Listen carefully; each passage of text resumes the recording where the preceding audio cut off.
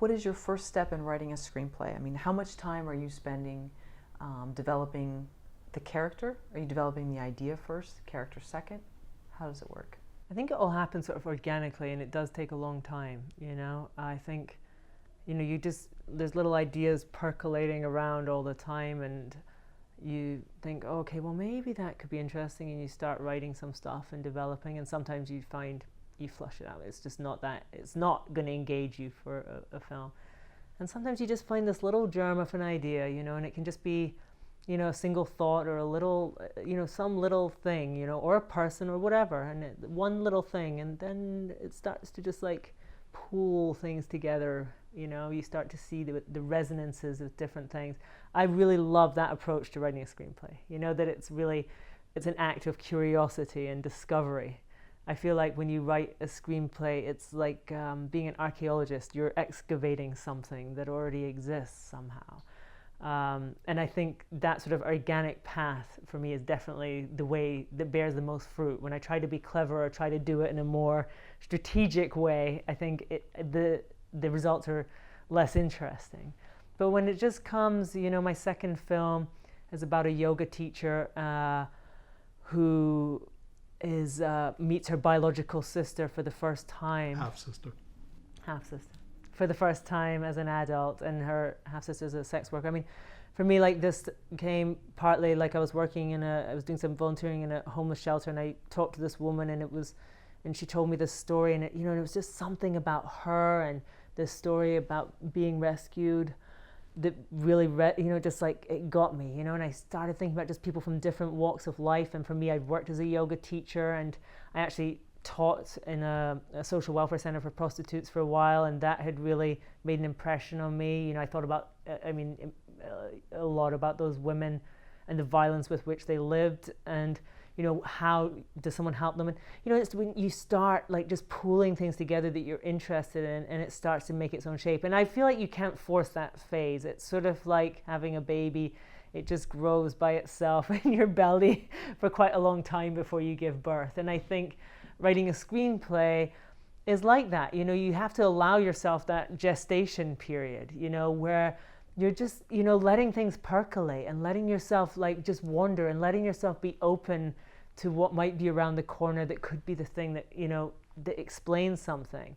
I feel like it's a journey, you know. Writing a screenplay, it's a journey. You're discovering this thing. And you just want to be really open to what it could be and enjoy it.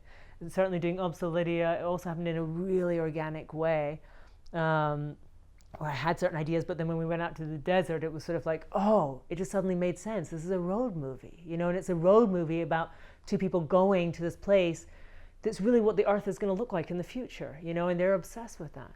And I feel like as a screenwriter, I often see this kind of advice to screenwriters, which goes something like, you know, read the trades and see what's selling, and you know, and then write something like that and study other screenplays. And I think, good God, you know, I mean, I think reading a lot of books is very important. I think watching tons of movies is super important. Reading some screenplays so you understand the format and the craft, but then like allowing yourself the space to really go off the reservation, you know, and just allowing it to form in its own way. Because the first draft is really, I mean, it's just the start of a very long journey. You're going to rewrite your script at least 20 times before you shoot. You know, I've never heard of anyone that does less than probably 20 drafts from a first script to a shooting script, you know? If they do, I'd love to meet them. But I think most people, it's a process, you know? And your first draft, you just want to make yourself as free as you can and as honest as you can and as curious as you can, and let things unfold. And I think that gives you the best chance of writing something that's going to be, you know, engaging and unique. But you've said there have been times when you've abandoned ideas that they just weren't, Yeah. You weren't as obsessed with them maybe as you would have liked.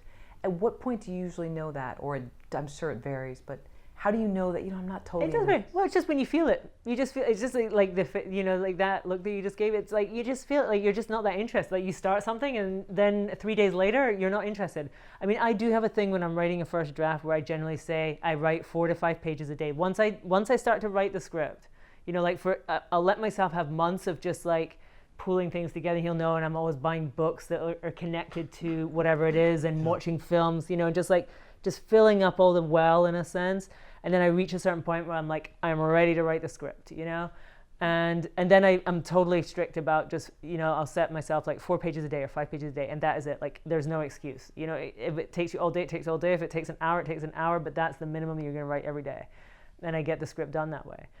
And, you know, I think like when you're in that process, like somewhere, usually before you actually start writing a script, you just know, like, it's just, if it's not that interesting to you, the resonances aren't there. If you're having to force it, you know, at this stage, then I feel like abandon it, jump ship, you know, because at that stage of gestation and leading up to writing your first draft, if it's not holding you, then it's not gonna hold you, you know, and maybe it will come to you later.